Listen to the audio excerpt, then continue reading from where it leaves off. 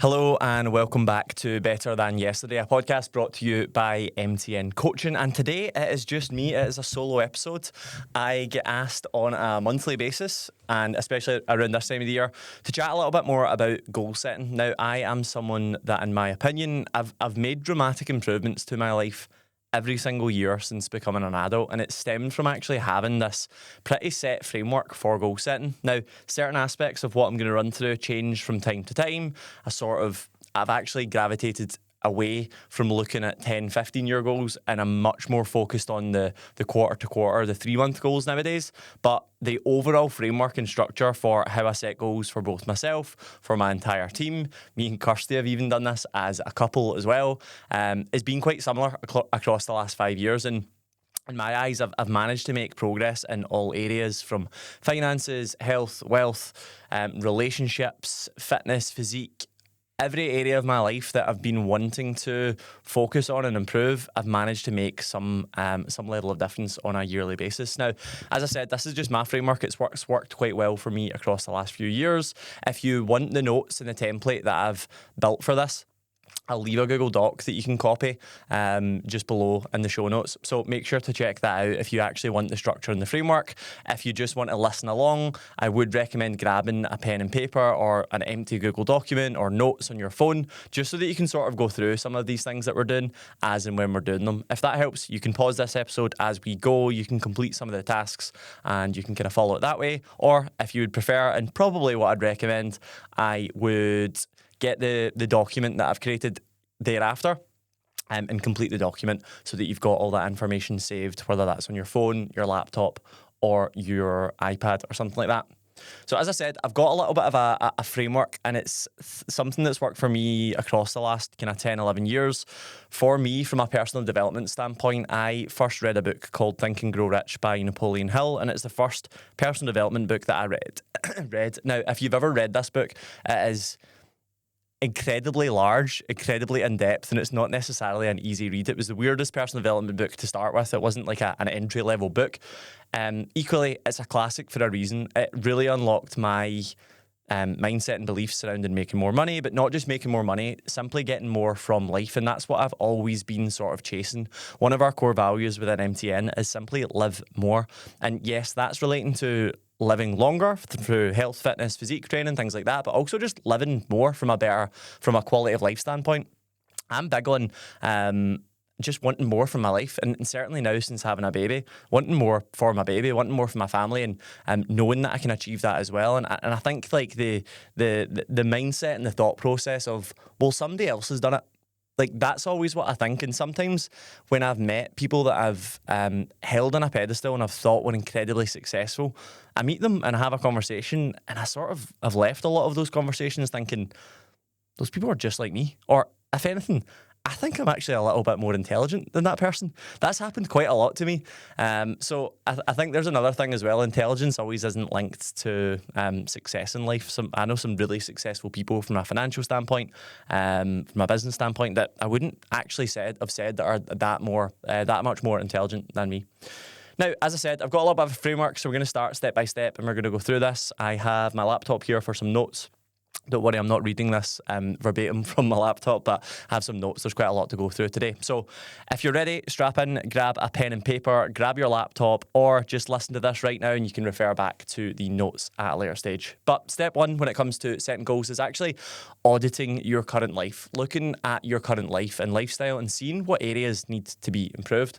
For me, I think before we talk about goals, we need honesty, brutal honesty on where you're currently at in your life, because I don't think you can build a plan without this. You need to know, first of all, where you're headed. So the thing that I like to do is actually look at all the areas within my life and rate these between 1 and 10. 1 would be a super low negative rating, and 10 would be a super high positive rating. For me, a 10 would be something that can just never improve, and a 1 would be something that I'm in a complete area of despair in. So I'm going to go through these step by step and kind of discuss them. But number 1 would be business or career. Now, that's going to depend on whether you have a business or whether you've got a job and you've got a career. And that could also be maybe even like university or studying right now as well, if you're doing that in your life. So the first area that I'd be looking to rate would be business for me, or maybe it's career for you guys listening or watching right now. The second area would be family. Next up is friends and social life. Next up is romantic relationships. Then we've got finances. Then we've got health, fitness, and physique. That's within one. We've then got hobbies and interests. We've also got adventure and travel. We've then got education and personal development. We've then got mental health and overall fulfillment. Now, there's quite a lot of areas there. Some of you might have some other areas. Some of you might have things like spirituality. Some of you might have religion. Those aren't two things that are necessarily in my life at this stage. But if there's other areas in your life, I mean, one that I could technically add now would be children, kids. You know, it's maybe included in the family bucket, but that might be another area that I want to add. Yours might be sport. Could be something like that as well. So I want you to look at all of the areas in your life, but those are the key areas: business, family, friends, romantic relationships, finances, health, hobbies, adventure, education, mental health, and overall fulfillment. What I want you to do now is look at each area step by step and actually just break them down and think how happy am I with this area of my life? Now, a 10 would be nothing can improve. A 10 would be absolute perfection. Nothing can get better. A 1 would be everything is going exceptionally wrong in this area. So, step 1, rate these areas between 1 and 10. By the end of this, you're going to have a list that will all have a numerical value to them. Now, I often think if you're struggling with this, the way to think about this is what would make that area perfect. So, what would be a 10? What would make business a 10 out of 10 in my mind? And then I can start to think, this thing, this revenue target, this amount of clients, this amount of coaches, this amount of results, that would be a 10 out of 10. Then I can sort of look at where I'm at right now and think, well, do you know what? I'm quite far off of that, so I'm going to give myself a 6 for that area. Family might be the next one. Maybe you're thinking, well, what would make me feel like my family life is a 10 out of 10? Maybe it's time with my granda every month. Maybe it's time with my mum, my dad. Maybe it's more time with my partner, my children, whatever that is. And then think, well, where am I at right now? Well, do you know what? I only see my granda once per year instead of once per month, so I'm going to rate that quite low. That's often the best way to get a little bit of a touch point on where you're currently at with these areas. So as I said, step 1 is super simple. Find those areas in your life, and I want you to rate them between 1 and 10. Just a reminder, 1 is negative, 10 is, of course, positive. Now, once you've done that, we're looking at 2026. So we're sort of now starting to think, what's your big 3 priorities for 2026? This is going to be your big hitters. These are the things that matter the most, and these are the things that you're really going to go all in and focus on. For me, I've always picked 3 areas per year that I've wanted to focus on. For this year, it was finances, business, and family. That's because I brought my child into the world. My business is always pretty much my number 1 priority. In finances, I wanted to really get my shit together from a financial standpoint before I had my firstborn. So that's the 3 areas that I really focused on this year, and then we'll discuss what we do with them in a minute. So think about those areas. Now, what I want to make clear is that the areas that you've just audited, the lowest ones don't necessarily need to be the ones that are going to be your priority. For me, for example, I often rate hobbies and interests quite low because I just don't prioritize a lot of time towards that. But it's also not an area that I'm that fussed about trying to improve right now. So for me, some of the areas that I rate highly are still going to be the 3 main areas that I pick for next year. So for example, family, for me right now, I'd give that a sort of 8 or 9 out of 10. Like it's in a really good place. But it's also going to be my focus for next year. Like, family is going to be one of my highest priorities. So it's now looking at, well, what can I do in that area to make that little bit better? So step 1, audit. Step 2 is going to be choose your top 3 priorities for 2026. So choose the 3 areas that you want to see the most growth in. Choosing more than this just gets overwhelming. If you try and improve every single aspect of your life, it just becomes exceptionally overwhelming, and it becomes impossible. And to be honest, when you look at the word priority, it should actually only really be one thing, but priority should be the things that you put first. So think about all these things. What are the 3 areas that if you move them forward, it would have the biggest and highest impact on your life? As I said, you do not need 27 priorities. 3 of these is great. And for you might be listening to this right now thinking, do you know what? I've just got one focus for next year. There is one thing that I want to focus on. And if that's the case, that's completely fine. I just know for me, I am probably quite easily distracted. I like having a few goals. I like having 3 areas that I can focus on, and this is what I've done across the last few years. So step 1, audit. Step 2 is pick those 3 areas that you're really looking to improve on. And step 3 is actually looking at the goals within those 3 areas of life. looking at the 3 major goals within that area that's really going to improve that or get that up in your sort of audit when you do it again this time next year. So for example, one of your areas could be finance, and let's say that you've given that a 6 out of 10 because you've not got savings, you're spending too much money, and you're not making enough money. So that's your if you can make more money, you could save more money, you would feel that was a much higher, it would be rated much higher for you. So maybe that's area 1 for you. Then you need to start thinking, well, what are the goals that I can create for 2026 that are going to actually allow me to improve that area, are going to allow me to improve my level of finances, are going to make me feel better, fresher, more free with my finances. So an example could just be, area is finance. Goal 1 is save £5,000 by the end of quarter 2.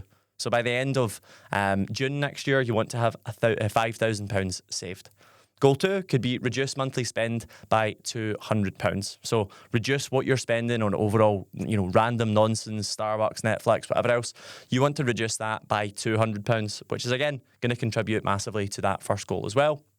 And goal number 3, maybe it's just increase your income by 1,000. Now, if you have your own business, that's a little bit easier to do. If you have a job, a little bit harder. You might need to ask for a pay rise. You might need to start another a side hustle or something else, or find another means of making money. Maybe that's OnlyFans. I don't know.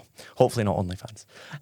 But that's what we're looking to do. For step 1, audit. Step 2, pick those 3 areas that you're really going all in on improving in 2026.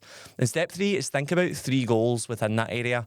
3 things that would allow that area of your life to improve by the end of 2026. So just think, this time, next December, 2026, you've set these goals, you've looked at these 3 areas, and you've set 3 goals within each. So you get 9 things that you're going to try and tick off across that year. How are you going to feel? How are you going to feel by the end of next December when you've ticked off 9 big goals that have moved forward 3 areas in your life that you really wanted to focus on? You're going to feel great. And this is what I've always done. I've looked at sort of 9, sometimes maybe 10 or 11, but typically 9 goals that are really going to move the needle, that are really going to make my year phenomenal. And I've done this every year for the last 3 or 4 years. And it's also the same task that I've done with my team, which is growing year by year, which of course was one of my goals as well. So step 1, audit. Step 2, pick those 3 areas. Step 3 is choose 3 goals within each big area. We're looking to choose 3 goals within each area that's going to move you forward, and it's going to actually make that area of your life better or more fulfilling. Now, when you finish this step, you're going to have your 9 goals set for the year. That's 9 goals across a 12-month period. That's less than 1 goal that you're going to try and tick off on a monthly basis. Now, some of these might be ongoing goals. Some of these might be things that you need to do every week, every month, every quarter. But some of these might be things that you tick off, and once you've ticked off, that's one off the list. Some of them might be, get down to 82 kilo. Once you're there, it's tick it off. But one of your next goals might be maintain 82 kilo. So then it's like the next few weeks and months might be looking to maintain that.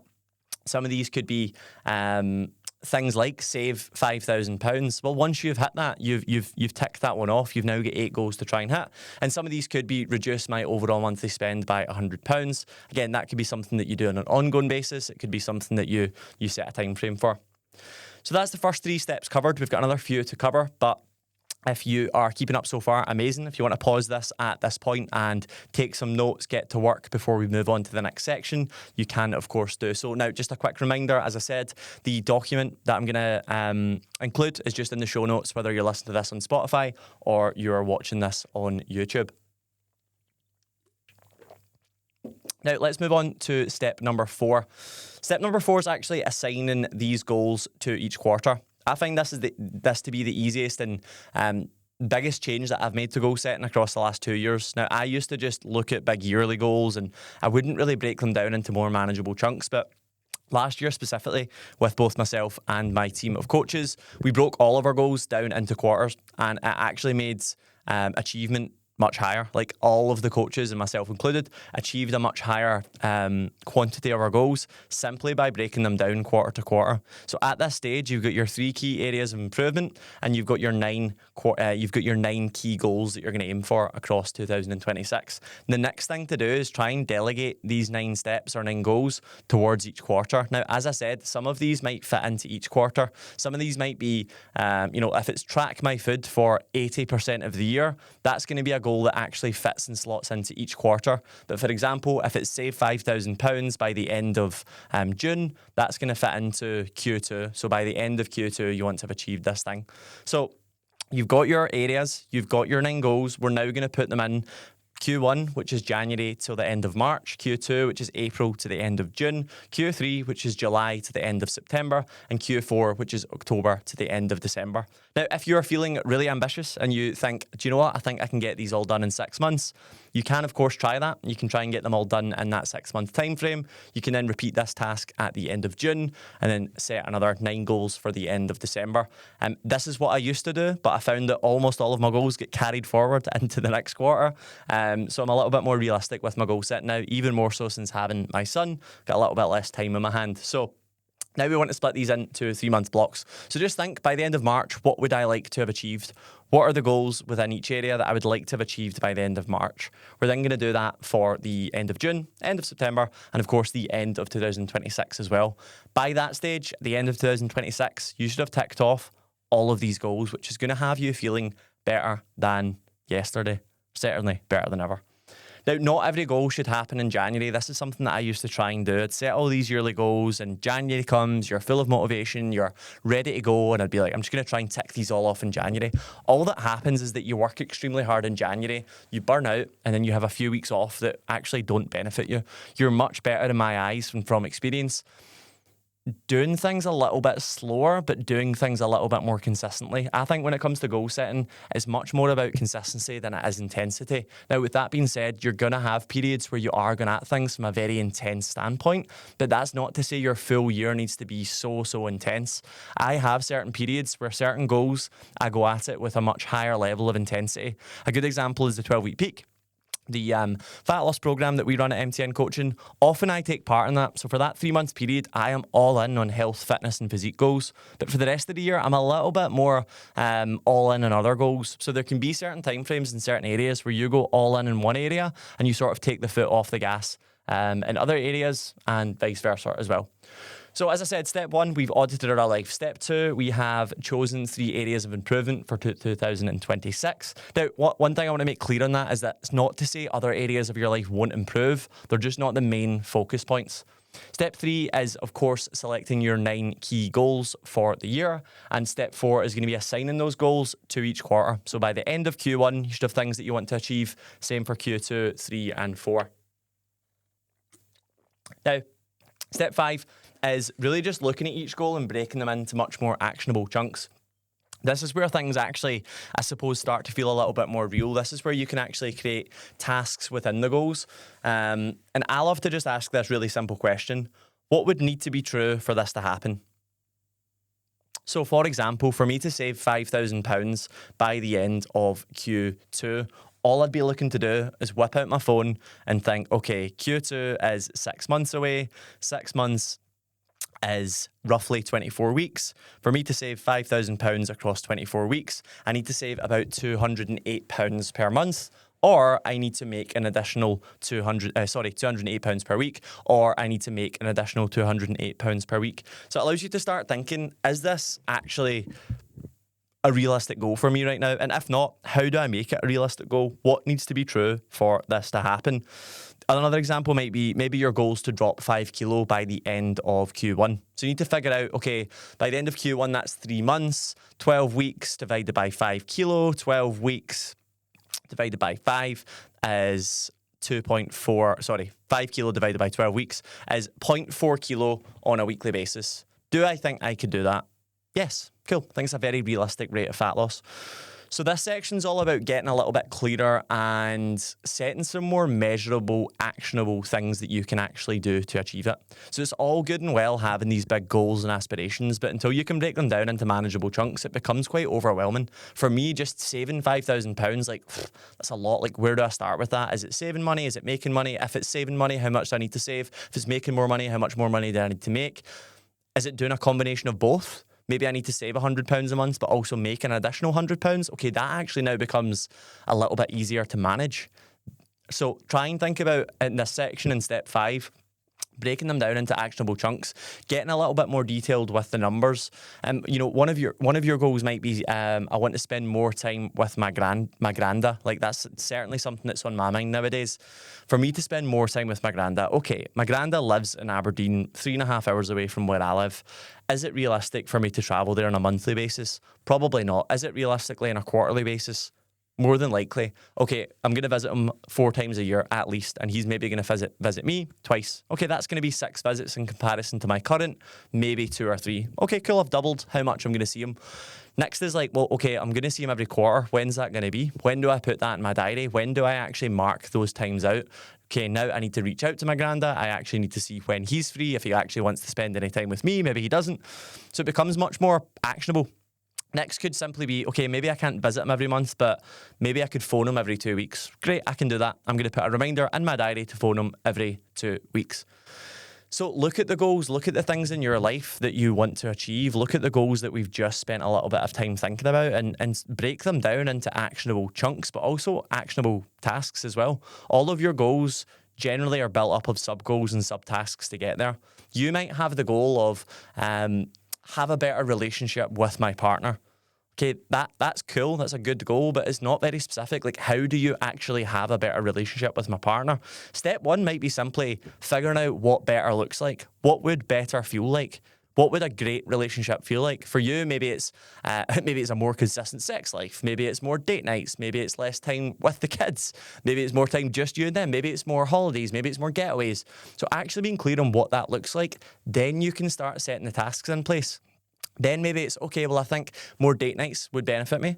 Okay, do you want a date night every night? No, definitely not. What about 3 times a week? Probably overkill. I think I could commit to 1 date night per week. And then it becomes actionable. Then it becomes, okay, now I need to put 1 date night in my calendar every week. Maybe it's midweek on a Wednesday, or maybe it's a Sunday night, whatever that works, whatever that is, and it works for you. So spend a little bit of that time thinking about your goals. And if they don't feel that specific and measurable, don't worry. That's where this section comes in. So at this stage, we've audited our current life. We have looked at the 3 key areas of improvement for 2026. We've selected 9 goals that we're going to aim for, 3 within each area. And now we have delegated them towards each quarter, Q1, Q2, Q3, Q4. And now we're at step 5, which is breaking them down into actionable chunks. So actually breaking them down into measurable actions or measurable tasks. Step 6 is where I think I excel. It's the area and the thing that I like doing the most. And it's picking your daily and weekly actions. So this is just, again, you've got areas, you've got goals, you've got actionable things that you can do, and now you've quite literally got your daily and weekly actions. So for each goal that you've got, write down 3 to 5 actions that must happen consistently. So for every goal that you've got, write down 3 to 5 actions that must happen consistently. So as I said, maybe your goal is 5,000 saved by the end of Q2. For you, that's £208 saved per week. So for you, the simple action could be spend £104 less per week and make £104 more per week. That could be it. That could be the action. Make one £104 sale in your business if you have it, or save £104 in your life if you can. Maybe you don't have a business. Maybe you can't make more money. Maybe it's save more money. Maybe it's save £208 per week. So that could be one for that. Another could be look into side hustles. Another could be start a small side business. So look at these things. Perhaps one of your goals is lose 5 kilo, as we suggested. That's when you can start to break down these daily actions. Well, I know for me to lose 5 kilo, I need to lose 0.4 kilo per week for 12 weeks. Great. Daily action. Stand in the scales every single morning. Daily action 2, track my food within 80% to 100% consistency. Step number 3, track my protein. Step number 4, weight train 4 times per week. Step number 5, moderate alcohol as much as possible. So there we go. Straight away, we've got your big area, which is health. We've got the goal, which is lose 5 kilo. We've got the time frame, which is before Q2 ends. We've got the action steps, which is 0.4 kilo per week. And then we've got the daily and weekly actions, which is going to be things like tracking your food, weight training, avoiding alcohol, increasing water intake, things like that. So as I said, step 6 is picking your daily and weekly actions. These are things that you can do on a consistent basis. Step number 7, actually I lied, this is my favourite step. And this is building your 12-week plan into your Google Calendar. Now, if you've never used Google Calendar before, I do have another video linked below this that you can watch on how to set up and use Google Calendar. Google Calendar runs my life. I color code everything. Everything in my diary has a place. That's not to say I stick to it perfectly, but certainly everything has a place and I can drag and drop and move things. This is where I think the magic really happens. I love the phrase, show me your diary and I'll show you your future.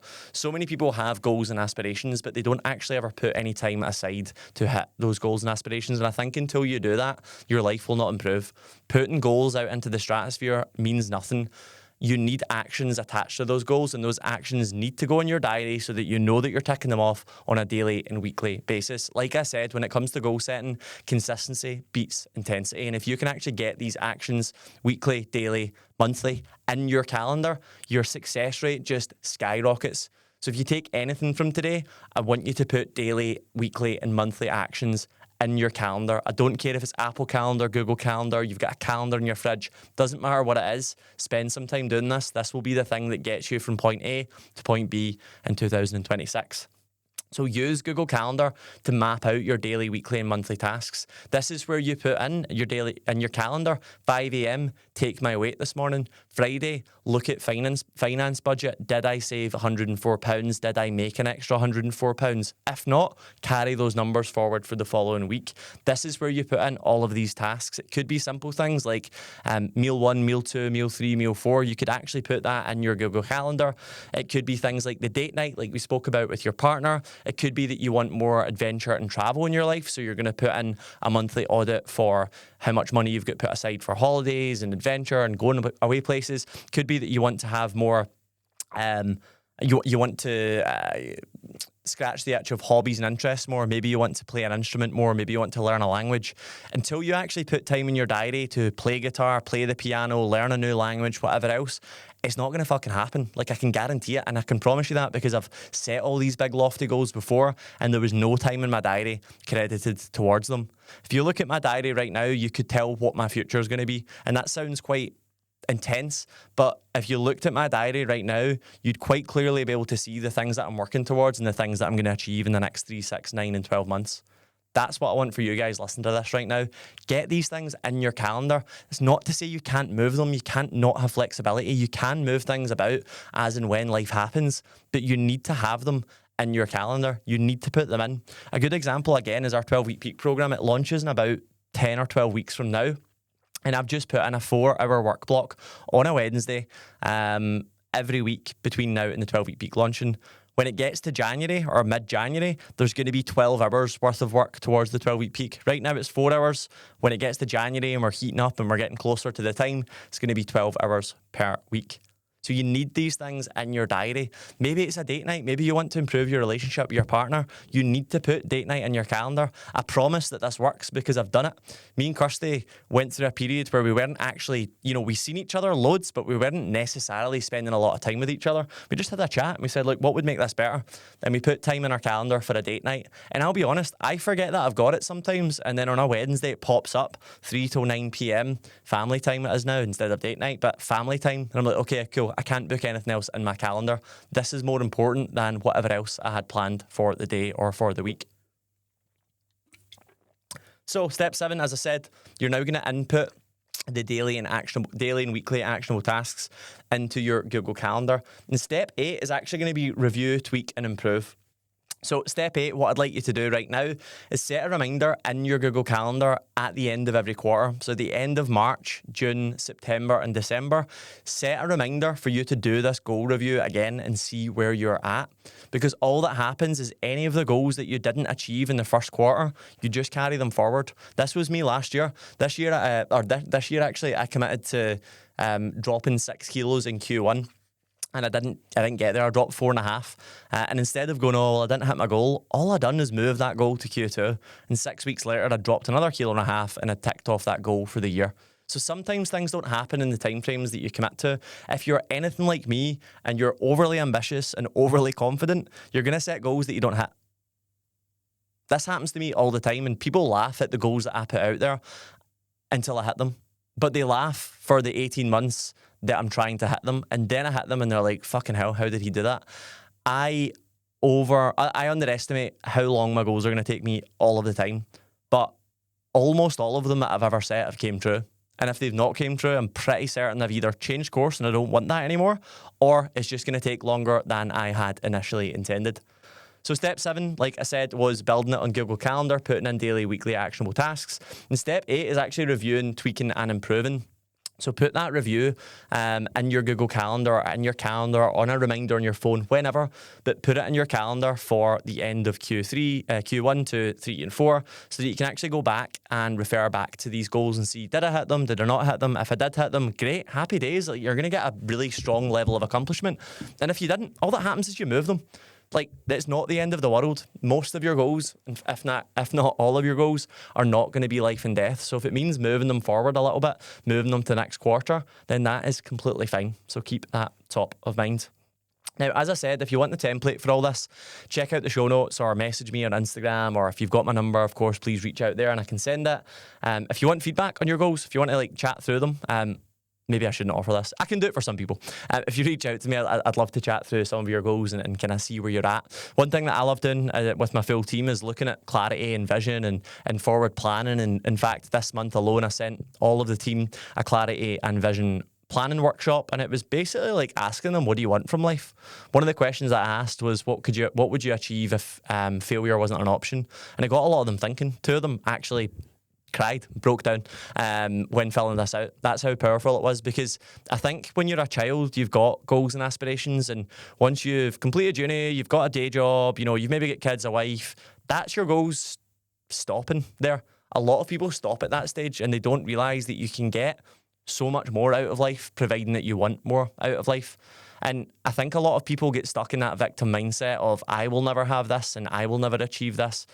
But I can guarantee there's someone that had a worse life circumstance than you that's achieved more than you. There is someone sitting there that had a much more horrific upbringing. They didn't have good parents, they didn't have good influences, they didn't have good education, they don't have good genetics, they don't have a lot of the things that you have going for you, and they've made more out of that bad situation than you have. And for me, that's incredibly motivating. Some people, it demotivates them, but for me, if I'm ever in a bit of a rut, I just think of all the people out there that have had a harder life circumstance than me that have made it work. And I think if they can do it, I can do it. Not because I think I'm special, but because I don't think anyone's that special. I think, honestly, we can all achieve way more than what we think we can, providing that we know what we're trying to achieve. And hopefully this podcast and the worksheet that I'm going to send you or that you can download is going to be something that allows you to unlock what you want from life, or certainly what you want more of in 2026. For me, 2026 doesn't need to be complicated. You're going to look at 3 areas that you want to improve. You're going to have 3 goals within each area. You're going to have actionable tasks within that. You're going to set them within each quarter. You're going to review each quarter. You're going to put daily, weekly, monthly actionable tasks in your Google Calendar. You're going to stay consistent with that, and you're going to achieve what you set out to. And I can say this from first-hand experience working with the coaches within MTN Coaching. A lot of other coaches put our coaches on pedestals. They want what they have. And it's not always that they're just better coaches or that they're better communicators or whatever else. It's often that they just know what they want. Our coaches within the brand know what they want to achieve, and even our clients as well, because they follow information like this. They know what they want to achieve. They've got a level of personal development. So let's get some clarity, let's get some consistency, and let's get a plan in place for 2026. If you need any more help or advice with doing this, I would love to chat and I would love to help. But let's make 2026 your best year yet. If you like this podcast, if you like more stuff relating to mindset, goal setting, personal development, it's what I really enjoy talking about. So please reach out. Please share this podcast with anyone that you think could benefit from it.